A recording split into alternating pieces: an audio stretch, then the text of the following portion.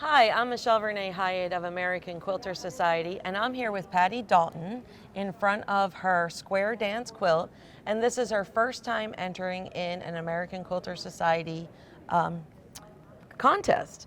So we're super excited that you're here with us in Branson.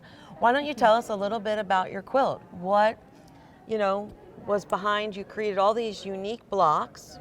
So the blocks come from scraps that came from the corners that were cut from a Sawtooth Star that was our raffle quilt, and I organized it. Our members from the guild donated fabrics. They are all batiks, and then we paired them, cut the fabrics to size. They sewed the blocks, and then I asked them to please return the scraps as they cut them off. Oh, so all their cutoffs. They're all cutoffs.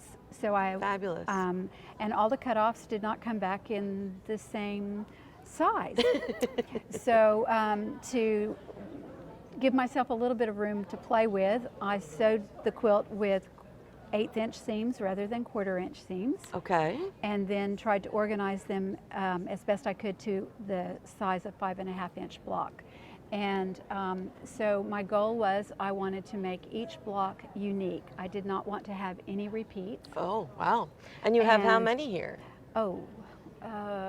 56 at least, I believe. So and each a of few them more. is set uniquely different. Yes.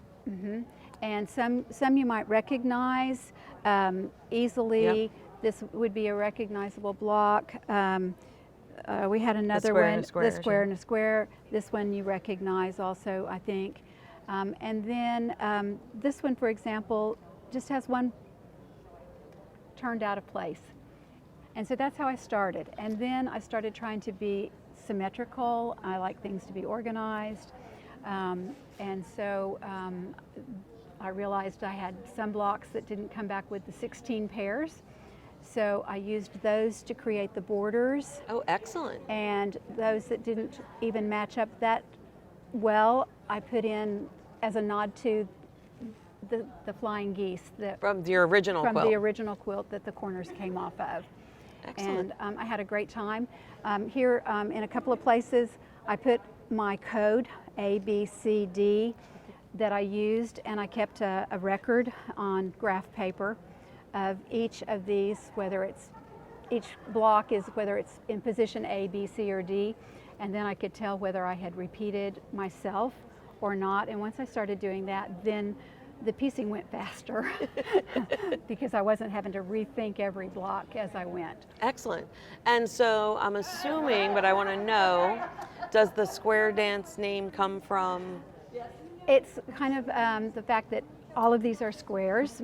I'm hopeful that they are dancing together, but I also, I would think of it as a nod to my mother. I learned to sew from her. She was a home economics teacher. She's now deceased, but I cannot sew that I don't think of her, that she's over my shoulder looking at me or saying, well, you just may not be cut out to do this, because I'm the perfectionist.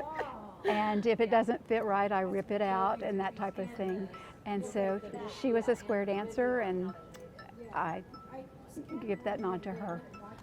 So why did you decide to enter the AQS contest? I came to the show for the first time last year with a friend, and we talked about it, and I was excited about this project. It made me feel good. I enjoyed working on it. I thought it was unique, and I just thought, well, they have a first-time entry.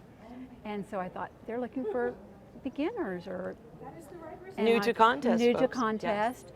And it's original, even though some blocks may have components that are traditional. I've turned them, twisted them, and done things that are different. You made it yours. And it is mine. And so I thought, nothing ventured, nothing gained. So I entered it. And here I am. See? And we're grateful that you came to look at it as well. Yes. And we're excited to have it here.